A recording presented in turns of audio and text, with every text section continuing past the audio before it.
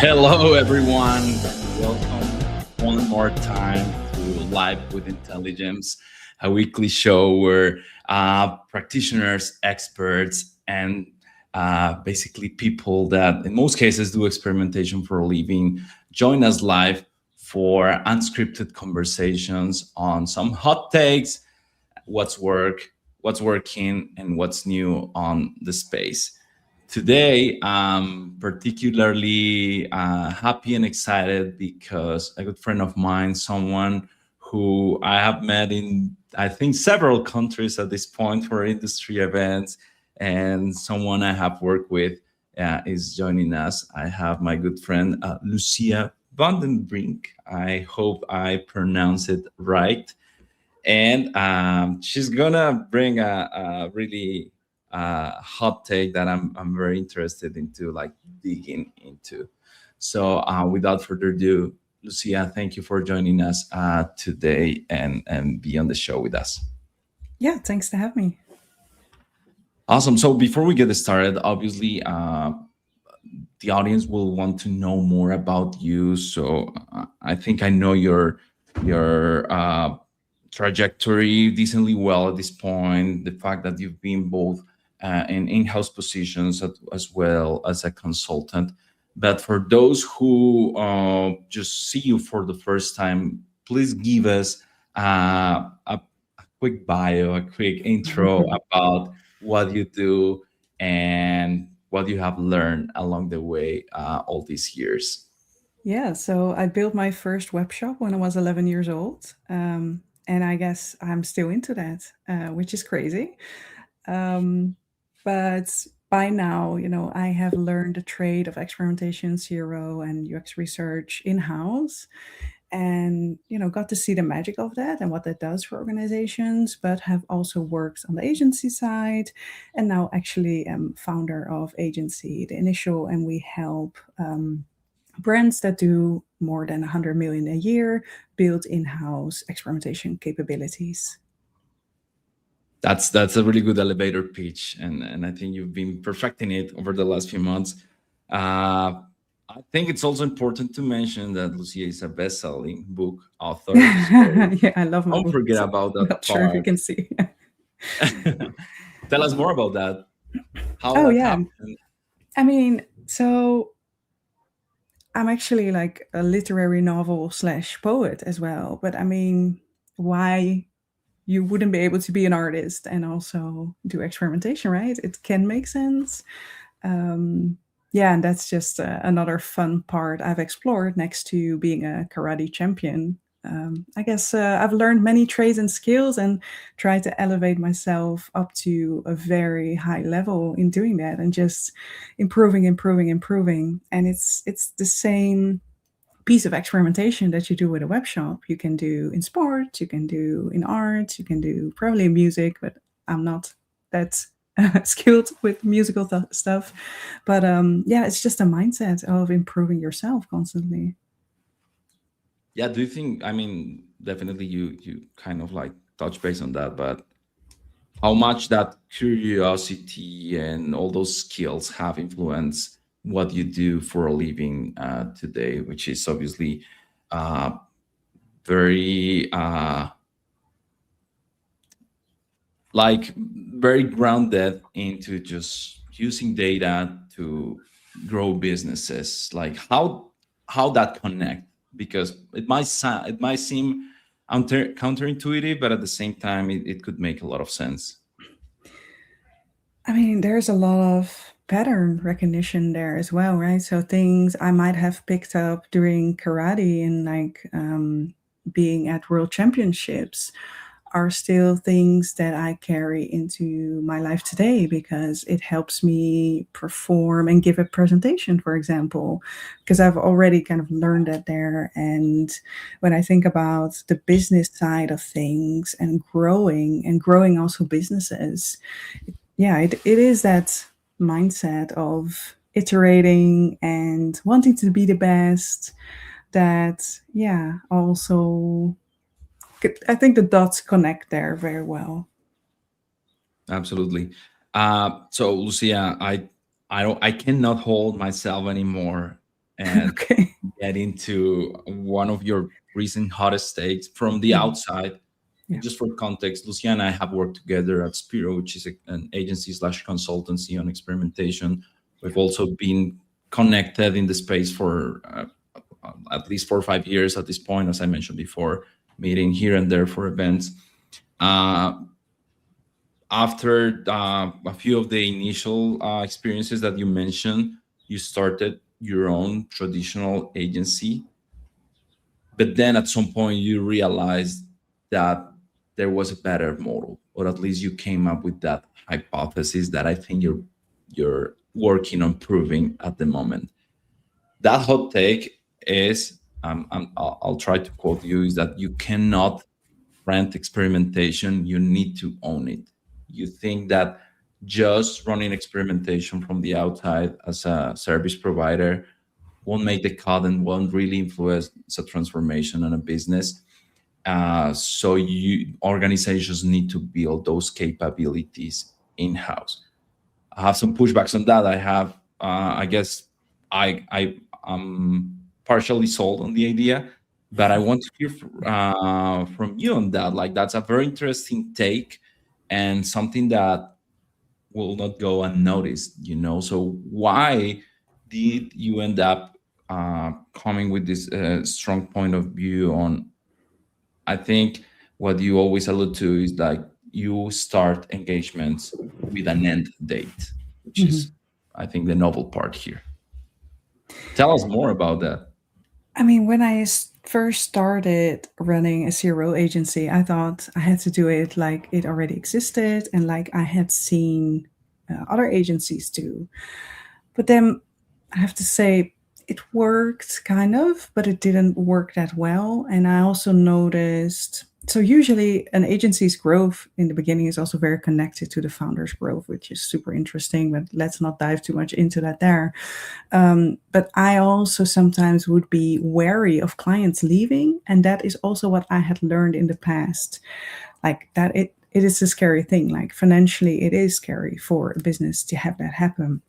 But when I really took a step back from that and thought about, it's actually a wonderful thing because it says so many things. For example, it can mean that experimentation has been proven inside a company and they're going to hire someone. And then instead of feeling hurt or being worried with the financials on your end, what if you're the partner to help them with that? And what if you're the partner to help them while this person onboards as well and really help this person or maybe a full team land in an organization as well. So that's a piece that hasn't been explored much, and it's also something that we offer right now with the initial. But that's just one thing, right? Because I also thought about how can I install as much experimentation programs as possible. I think that's my personal goal, but because I think it does something really, really wonderful, and I think it's really magic because it helps individuals grow and learn about what they're doing. It helps bigger teams grow and learn, and yeah, and by that, it helps companies grow. And it changes dynamics sometimes as well. It's not anymore the leader that says like, hey, do this and execute it. No, we're actually a team of experts and we're figuring out together what's the best way of solving a problem. And that creates a very different dynamic. And I truly, truly love that dynamic. I think it's really wonderful. So if I think about how can I help as many companies as possible to install healthy experimentation programs that let companies grow, teams grow, people grow, then it's also, not that scary anymore to say goodbye to a brand that, you have served for a period of 1 or 2 years and agree on the fact that, hey, you can actually do this yourself. We have taught you everything you need to know. And instead of having the ownership with us, you can do this by yourself now and kind of let the bird leave the nest to fly by itself. And I think if you don't, then does a brand really fully take ownership of the whole experimentation and CRO piece? Are they really fully invested? Those are still things that can play a role, but I know like there's many subtleties around this, so we can definitely address that. And that you say you're partially sold on the idea, yeah, I totally get that as well. I guess I have so many questions, and one of them being like, what? How are those engagements different from traditional agency engagements? Like, what's the piece or the ingredient that makes it different, aside from having the end date? Mhm. So I have to say, most good, great zero agencies do this as well. They as well build capabilities. They learn the team, the brand, how to run experiments. Um, so, if you're working with an agency like that, I would say you're in good hands. Oh, we have quotes on screen. Oh, this is fun. Me too. Sorry, I got distracted here. I didn't expect this. And This is Iona is a live. great person. This is live. Holy shit, this is fancy. Wow. Um, what was I saying, Carlos? The difference between Oh, the difference. and you, Yes. you were saying the best agencies already operate with this mindset. Yeah, for me, it just became the marketing piece that our community was also missing. Because, of course, we also love to talk about winning test and revenue and all that stuff. But what I was really missing in our community was just that piece of like, hey, but it's actually about something so much bigger than winning experiments. It's actually about the capability and embracing changes, and maybe even like an open feedback culture, because that's something that experimentation can create. It creates different companies, it creates data driven companies when done well, and that's so much bigger than just running experiments. And if I think about an agency, and an agency serves, right, their clients, then I think this is the biggest value you can actually offer as an external partner. And in terms of like, I guess the delivery of the services, I'm curious of like, I mean, I don't think you've been in business with this model for over a year, but True. what would be the case if they just want to continue because they just like working with a team? As a matter of fact, a lot of companies just like their agencies. I Yeah. mean, obviously many of them hate them as well, but like there's a Mhm. world where agencies are well appreciated and become pretty much part of the team, or like Yeah. kind of like a team augmentation mechanism. uh what's your view on that? Because I also know you have a big wait list, and people wanting to work with you, and I think the engagements are by default for 12 months. Is that right? Yeah. Yeah. But I also have to admit, 12 months is very short to create organizational Really? change. So that's kind of the minimum. But what I would look out for is that, it just keeps on being about running experiments, because, like I said, it can be so much more than that. So, what we try to do is, sure, first, if you're just starting out, we can give you the resources and do what any zero agency does. We can run the program for you. But then eventually, we want to transfer that from done for you to done with you. So that's when we start to coach a team to bring their own ideas in the pipeline and help them understand each phase, what to pay attention to, so that eventually they are able to do this themselves. And it's not just us, for example, coming up with ideas, but it's actually everyone together and them learning the process, because zero experimentation is very much a methodological, no, method. Well, it's a methodology. Like, you have to follow the steps. You have to first know how long your test should run. You have to write a hypothesis. In that way, it's like follow the steps and you'll come pretty far. But to learn that, you kind of have to experience it. And it's great if there's someone next to you with a lot of experience that can say, oh, yeah, do it like this or do it like that. And then slowly you can teach a team how to run experiments themselves, or even multiple teams how to run experiments themselves inside an organization. And then even after that, there are still so many levers to pull, because sometimes you have very large organizations and maybe 3 out of 5 teams experiment, and why those other two teams aren't experimenting, and how can we encourage more experimentation. So then it becomes much more an organizational piece as well. And yeah, it's so much fun, and it's great to explore all of that.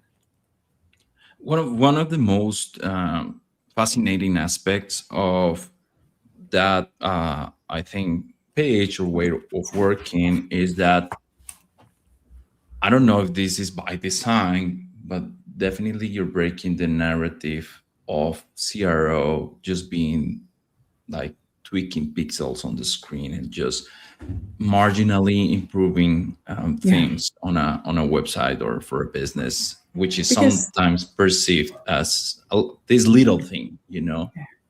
things have So, changed as well, right? Like it's not like we're not doing zero like 10 years ago. It's a much more mature field now. do you think so? Yeah, yeah, for sure. Yeah, because at the beginning, the whole piece of zero and experimentation was about, whoa, there is this new thing, and an agency can, for example, show you how it works. And now, zero experimentation is not the new thing anymore. And I think it has changed into something else. It can still be like, whoa, there's this new thing, and we can explore it for new brands, but for more established brands, they have embraced it already, or they know what it is. Yeah, one of the things we preach constantly here at Intelligems is that it's okay and necessary to focus on those improvements, but if you really want to transform a business, you need to think more holistically about the things that or the answers you need and the questions you ask as a business. So Yeah. we've been talking about a lot about the idea of growth experimentation as a way to reframe this. Obviously, not the only ones out there, uh, but I think that kind of like DNA playbook that you're describing is definitely a way better mechanism to scale those conversations, get to Mhm. the from the top to bottom in an organization, and get people to think about experimentation as something broader and with more potential impact than just running UX UI tests. Is that Yeah. part of like the vision there as well? I mean, the real hard part here is that it's not like do step one, then do step two, and then do step three. I wish it was, because then I would have a really good story here.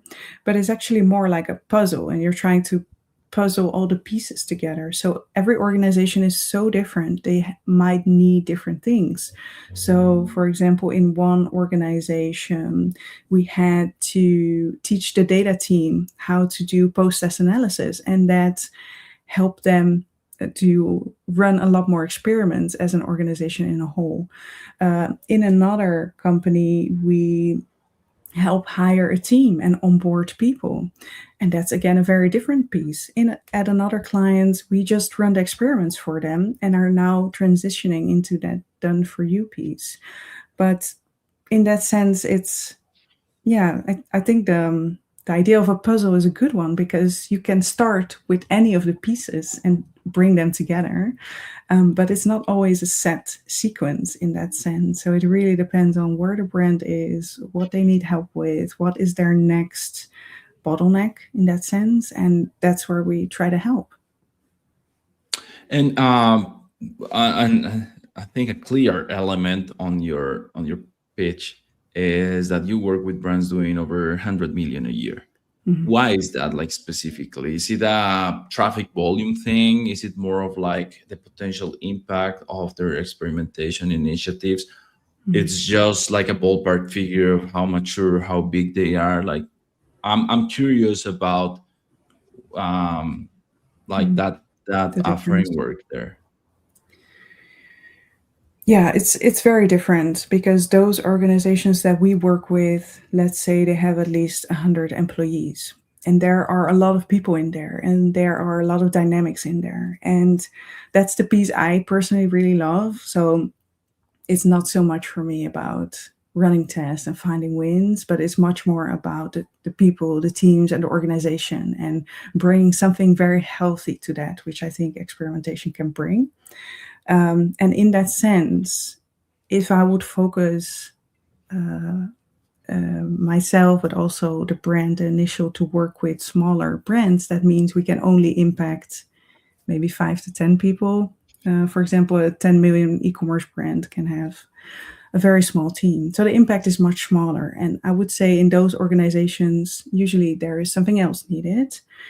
And yeah, we really also as a team, we work with experts that have been in the space for like 10, 15 years. So that's kind of a piece of the trademark there.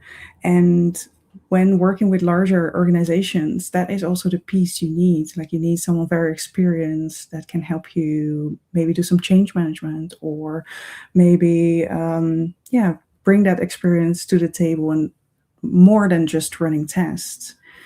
So that is also different than just doing zero and running tests in that sense. And I think there are plenty of agencies doing that very well. But as an art, I want to bring it to the next level, or, as like improving on this piece myself and now together with a team. I think the highest level we can achieve is like really bringing organizational change.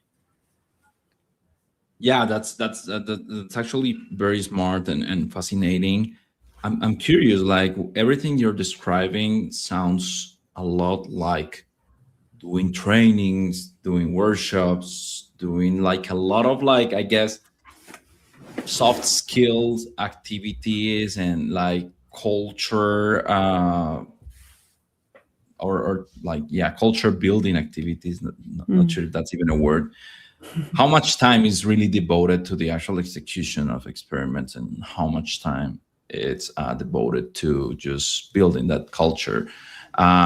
Because, like, I think that's an interesting insight for those listening to us, Yeah. to understand how that goes. Again, there is no one answer to this, but what I will say is that running experiments is the heartbeat of it. So there needs to be experiments running.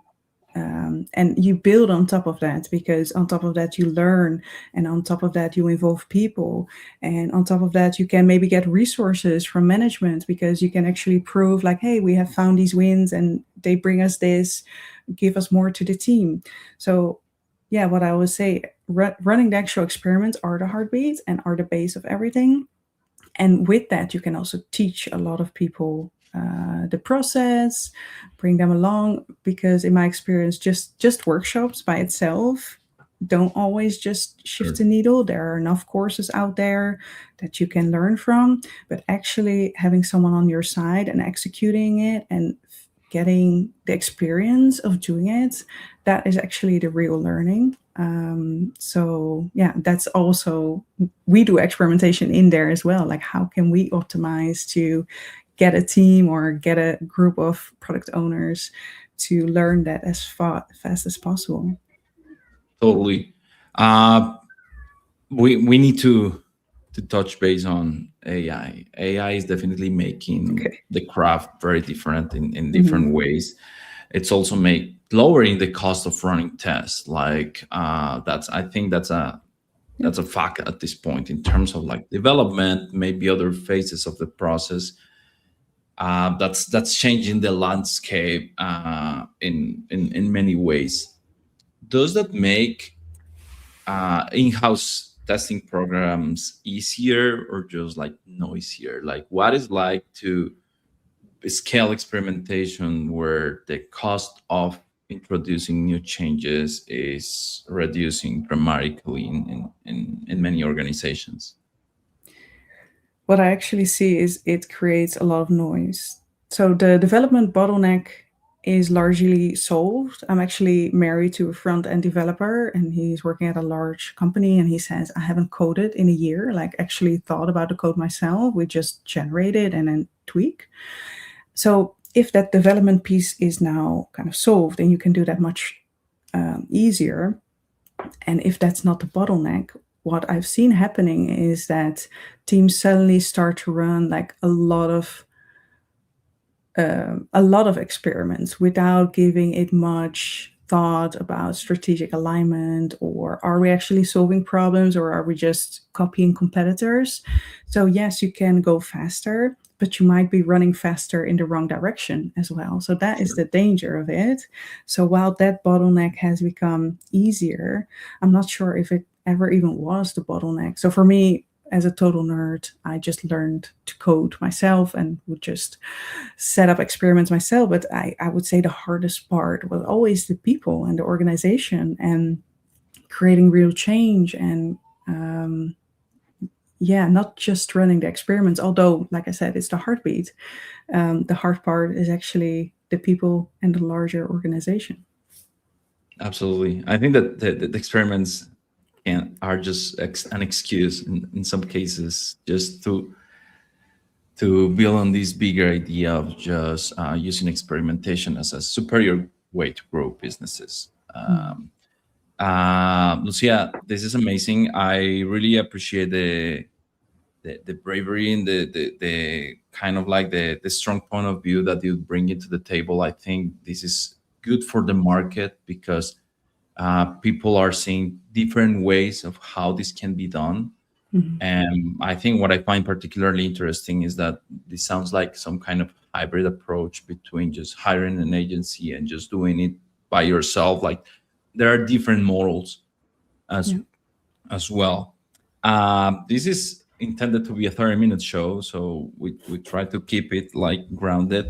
But I need to ask you about women in experimentation, this Mhm. community that you co-founded a couple of years ago, maybe more, Yeah. and it's definitely a big success. Tell us more about women in experimentation and why people should join, or like I guess Oh, what well. the CTA would be.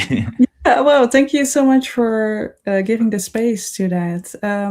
Yeah, it's just a community where women come together to talk about experimentation, zero growth, and where we help each other grow. We share jobs with each other. We comment on each other's LinkedIn posts. Yeah, just to empower women in that sense. That was the reason why the community was built. And there has been a time where it was mainly men on stages, and I also thought as like a 20-year-old, like, can that ever be me? Of course, obviously, I have nothing against men, but I just wanted to see more diverse representation in that sense, and yeah, that's also why uh, Daphne Tiedemann co-founded Women in Experimentation with me. We started actually with a speaker list that event organizers could just use to invite more women on stages, but it grew into this very lively community now also run by Marcella Sullivan.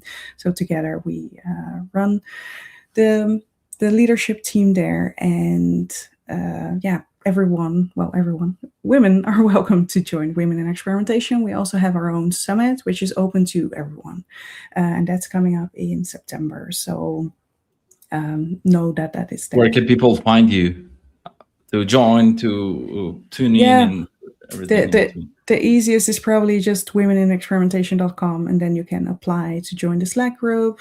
And the events are usually shared by us on LinkedIn. Amazing. Lucia, thank you so much for joining us today.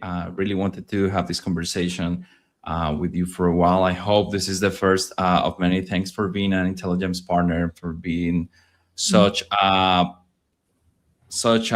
advocate of experimentation out there. My pleasure. Thanks so much, Carlos. Thank you. And thank you all for joining us today and tuning in. Before we jump off, shameless plug for next week's webinar with Annie Mishra and Victor Paituvi.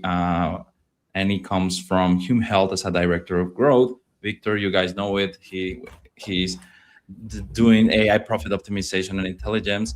And next week, they're doing a live workshop on how to build an AI brand that finds growth opportunities. So they will hands-on work with Intelligems's MCP and get to build and to show what it's like to operate and run experiments this way. So that's next week. I'll keep the QR code pinned at the top. And that's it for today. Thanks once again for joining, Lucia. And I'll see you guys next week. Thanks so much. Thanks.